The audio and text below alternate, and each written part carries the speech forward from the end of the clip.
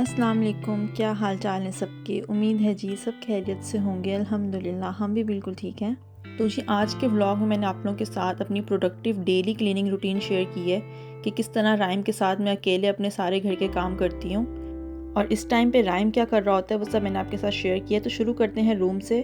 मैं रूम की क्लीनिंग कर रही थी। सबसे पहले तो मैंने बेडशीट चेंज करनी थी, तो बस मैं वही चेंज करने के लिए रूम में आई थी। नॉर्मली जो है ना, आज से पहले की अगर मैं बात करूँ तो मैं राइम को ना इसके बेड में बिठा देती थी इसके टॉयज़ देकर, क्योंकि उस वक्त इसको खड़ा होना नहीं आता था। ये बस एक जगह पर बैठा रहता था। इसके आस पास ना मैं तकिए लगा देती थी ताकि ये गिरे भी तो उसको चोट ना लगे। बैठा हुआ अगर पीछे गिर भी जाए ना तो उसको चोट ना लगे। लेकिन अब माशाल्लाह आज ही जो है ना फ़र्स्ट टाइम ये इस तरह से बेड पकड़ के खड़ा हुआ था।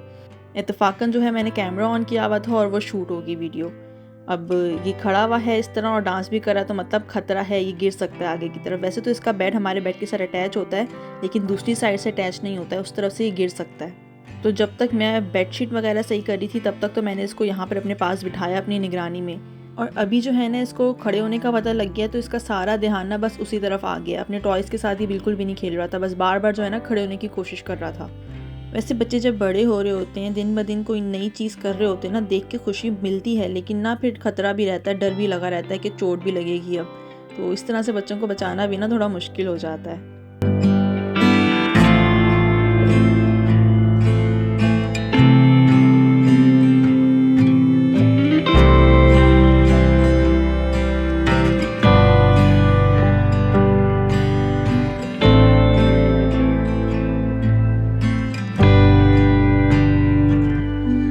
अच्छा जी, तो फिर बेडशीट चेंज हो गई थी, उसके अलावा तकियों के कवर भी मैंने चेंज कर दिए थे। ये सब कुछ सेट करने के बाद ब्राइम को मैंने इसमें से निकालना था, उसमें बैठे रहने नहीं दे सकती थी, तो मुझे आना था दूसरे रूम में, उसकी भी बेडशीट चेंज करने वाली थी।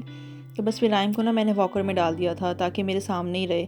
अब ये वॉकर में भी ना मस्तियाँ करता है, जगह जगह जाके ना कहीं तार होती है तो उसको खींचता है, तो हर जगह ही ना बस मुझे इसको अपने साथ साथ रखना पड़ता है।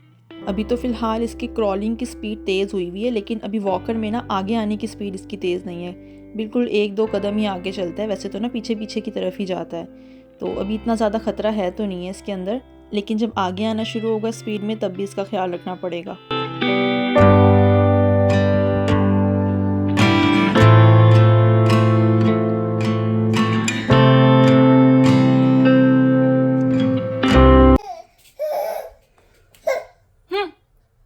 Hi.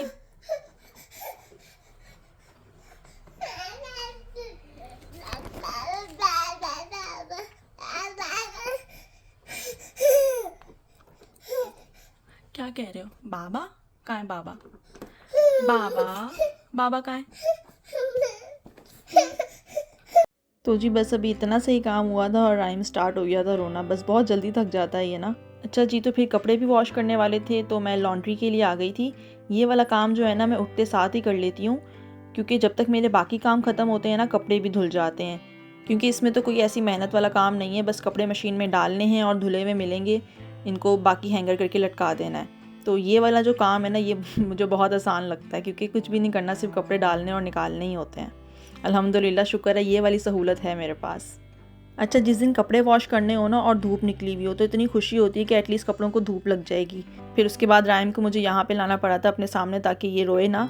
और पीछे जो है जो मैंने चेंज की थी बेडशीट वो उतार के रखी थी। अब अगले दिन जो है उनकी बारी है वॉश करने के लिए। इतनी प्यारी मध्यम सी ना ठंडी ठंडी सी धूप थी आज।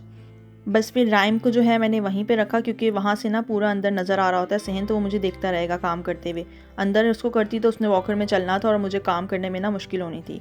तो फिर अब मुझे करनी थी सफाई। तो जितने भी राइम के टॉयज़ वगैरह थे, जो भी इधर उधर सामान पड़ा हुआ था, सबसे पहले तो वो समेटा मैंने।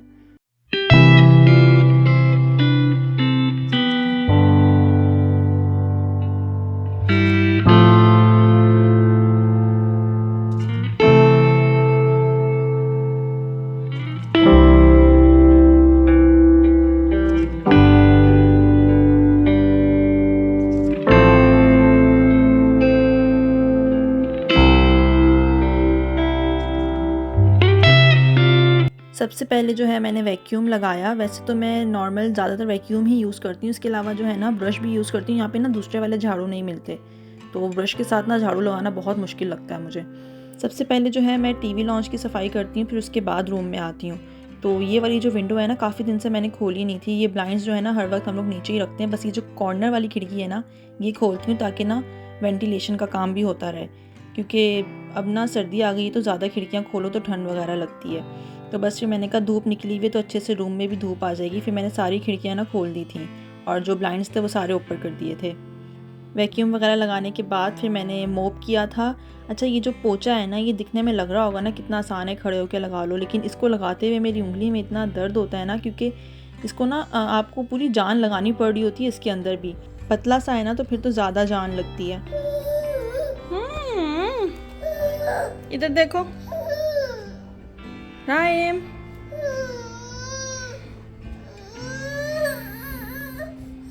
जितनी देर मैंने सफाई की है ना उतनी देर मैंने राइम को यहीं रखा था, क्योंकि ना ये जो नीचे शीट बिछी हुई है ना, इसके ऊपर ये अपनी वॉकर को मूव नहीं कर पाता। तो यहाँ से इसको मुझे कोई खतरा नहीं था, मैंने इसको यहीं पे बिठा दिया था। फिर यहाँ पे बैठा भी ये थक गया था, फिर मैंने इसको वॉकर से निकाल के बिठाया, इसको टीवी लगा के दे दिया था। इतनी देर जो है मैं फिर किचन में आ गई थी बर्तन धोने के लिए। मैं अक्सर जब किचन का काम करूँ ना तो इसको टीवी लगा के दे देती हूँ, क्योंकि फिर ना ये आराम से बैठ जाता है। इसको मैं सामने दिख भी रही होती हूँ और ये साथ साथ अपना टीवी भी देख रहा होता है।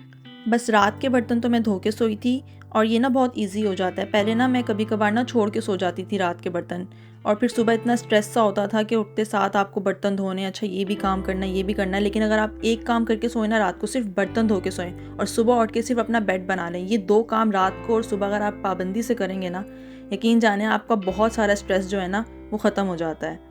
बस फिर बीच बीच में जो है मैं राइम के पास भी आ रही थी, क्योंकि ये तंग हो रहा था, रो रहा था, तो फिर इसको ना बहलाना पड़ता है। काफ़ी दफ़ा मेरे साथ ऐसे ही होता है, मुझे काम छोड़ के ना इसके पास जाना पड़ता है।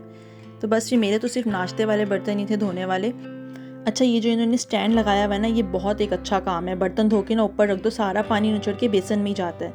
वरना ऐसा होता है ना कि बर्तन धोने के बाद आप कहीं स्लिप पे रखो या किसी चीज़ में रखो तो वो बहुत ज़्यादा ना मैस हो जाता है। पानी इस तरह ना नीचे भी नहीं गिरता है और बर्तन भी ना बहुत अच्छे से इसमें ड्राई हो जाते हैं।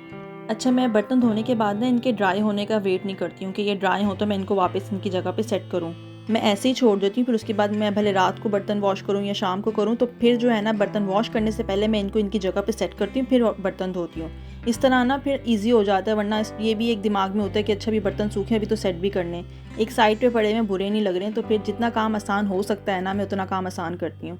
और बाकी ये सिंक वगैरह और जो शेल्फ़ हैं, ये तो जब जितनी दफ़ा भी बर्तन धुलें ना दिन में, ये लाजमी साफ़ होती हैं। और ये साथ साथ साफ़ कर दी जाए ना तो फिर एक दफ़ा वाली ज़्यादा लंबी क्लीनिंग से आप बच जाते हैं।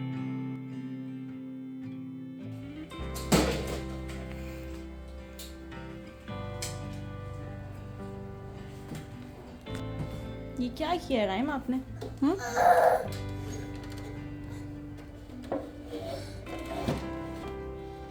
बर्तन धोने के बाद अभी मैंने सिर्फ शेल्फ़ वगैरह साफ़ की थी, उनको ड्राई भी नहीं किया था और उस दौरान मुझे फिर से राइम के पास जाना पड़ गया था। अच्छा, जो मेरी ये शेल्फ़ है ना किचन की, जो दोनों साइड से बनी हुई, इन पे ना ये निशान पड़े हुए थे। यहाँ पे कोरिया में ना खिमची खाई जाती है, तो उसके अंदर जो मिर्चें यूज़ होती हैं ना, उसका ना बहुत डार्क कलर होता है, तो वो जहाँ भी लगे ना निशान पड़ जाते हैं।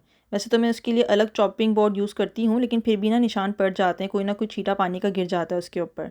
तो फिर जो है ना मैंने ये स्प्रे कर दिया था स्लिप के ऊपर, ताकि इसके निशान हट सकें। स्प्रे करके मैंने छोड़ दिया था। इतनी देर जो है ना मैंने राइम को फ़ीड करवाया था, क्योंकि काफ़ी देर हो गई थी इसने फ़ीड नहीं किया था, तो उसको भी भूख लग रही थी, इसलिए भी तंग कर रहा था। टीवी देख नहीं रहा था तो मैंने टीवी भी बंद कर दिया था। बस ये आराम आराम से ना अभी क्रॉलिंग सीख रहा है, तो काफ़ी अच्छी इसकी माशाल्लाह क्रॉलिंग हो गई है अब तो। अब यहाँ पे ज़मीन से भी खड़े होने की कोशिश करता है। वैसे चीज़ पकड़ के तो बहुत आराम से माशाल्लाह खड़ा हो जाता है, लेकिन यहाँ पे भी ट्राई कर रहा था। फिर जो है इसको फ़ीड करवाने के बाद मैं किचन में वापस आई थी। अब मुझे साफ़ करना था स्टोव, क्योंकि उस टाइम पे मैंने साफ़ नहीं किया था। वैसे इतना गंदा होता नहीं है, लेकिन फिर भी ना हल्का हल्का सा कपड़ा फेर देती हूँ, ताकि हाथ के हाथ ही ना क्लीनिंग हो जाए, बाद में ज़्यादा मेहनत ना करनी पड़े। ये जो है ना किचन टावल, इससे ना बहुत आसानी से सफाई हो जाती है। वरना जैसे हम पाकिस्तान में यूज़ करते हैं ना, जिसे हम साफ़ियाँ कहते हैं, कोई और कपड़ा अगर यूज़ करें तो उससे ना बहुत मेहनत होती है और उसको क्लीन करना बाद में बहुत डिफ़िकल्ट होता है। लेकिन ये जो है ना टावल, इससे ना बहुत आसानी से एक ही दफ़ा में ना सफाई भी हो जाती है और इसको क्लीन करना भी बहुत आसान होता है। तो एक दफ़ा इसके ऊपर इन्वेस्ट कर लें तो अच्छा खासा, मेरे ख्याल से एक कपड़ा 2-3 महीने गुजर जाता है, और पाकिस्तान में मेरे ख्याल से 2 से 250 में आ जाते होंगे, 2 से 3 ये वाले। तो बस जितनी देर में मेरी सफाई ख़त्म हुई, किचन का काम ख़त्म हुआ, मेरे कपड़े भी धुल गए थे। मशीन जो है ना तकरीबन 1 घंटा 10 मिनट पे सेट होती है, और यहाँ से ना हल्की हल्की धूप भी आ रही थी, तो मैंने राइम को ना फिर से टीवी लगा के बिठा दिया था, ताकि ये देख ले पोइम और साथ साथ इसको धूप भी लग जाए, वरना ऐसे तो इसने बिल्कुल भी टिक के नहीं बैठना था। पहले जो है ना मैं इसको दिन में 1 ही घंटा टीवी दिखाती थी, लेकिन अब बड़ा हो गया है तो मुझे काम करना होता है, तंग करता है, तो अब दिन में 2 दफ़ा तो ये लाज़मी टीवी देख लेता है। देखता 15-20 मिनट के लिए, ये ज़्यादा देर नहीं बैठता टिक के। तो जी यही था आज का व्लॉग, उम्मीद करती हूँ पसंद आया होगा। लाइक, शेयर, सब्सक्राइब करिएगा। अल्लाह हाफ़िज़।